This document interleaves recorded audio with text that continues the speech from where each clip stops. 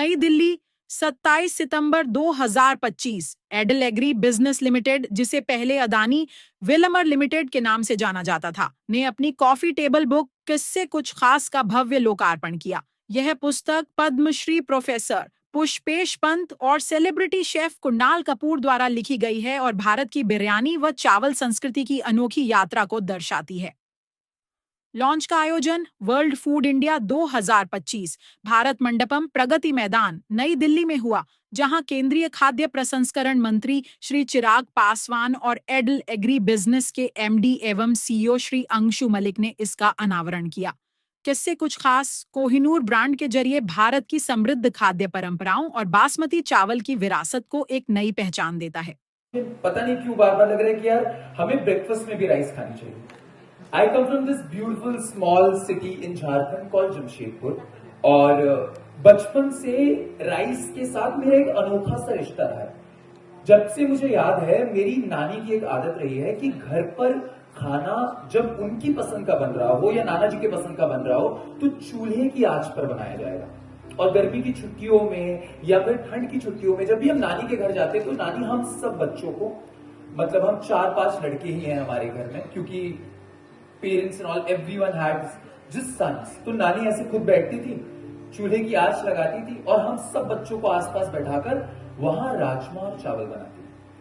और उस दिन से आज तक नानी की एक बात है जो हमेशा मेरे साथ रही है, और वो नानी मुझसे बार बार, यानी कि हम सबसे कहती रहती थी कि बेटा, खाना बनाना और जिंदगी जीना बिल्कुल एक जैसा है।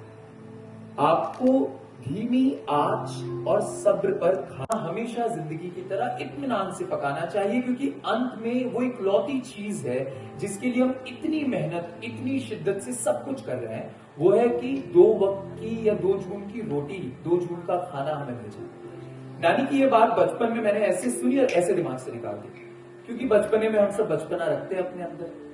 कट टू कुछ साल पहले, लगभग 3 से 4 साल पहले, मैं ऑस्ट्रेलिया में एक शो कर रहा था, और जब शो खत्म हो गया हमारा तो वहां के जो ऑर्गेनाइजिंग कमेटी के दोस्त थे हमारे, वो हमसे कहते हैं, सर चलिए हम आपको हैदराबादी दम बिरयानी खिलाएंगे। मैंने पहले उन्हें देख के सोचा कि सर, ऑस्ट्रेलिया में मैं हैदराबादी दम बिरयानी क्यों खाऊंगा, कहीं और भी खा सकता हूं, ऑस्ट्रेलिया में क्यों खाऊंगा। तो वो हमसे कहते हैं कि नहीं नहीं, आप चलिए, आपको मजा आ जाएगा। मैंने कहा ठीक है चलिए। तो वो एक छोटे से इंडियन रेस्टोरेंट जिसका नाम था बॉम्बे फूड्स, मेलबर्न की पुरानी गली में एक आखिरी खुला रेस्टोरेंट, रात 11 बजे हम वहां गए हैं। इंडियन सब कॉन्टिनेंट के सारे लोग वहां मौजूद है, इंडियंस हैं, कुछ आसपास के मुल्कों के लोग हैं, और हम देर रात वहां बैठ गए और वो ना बिरयानी का एक लेकर हमारे सामने आ गए।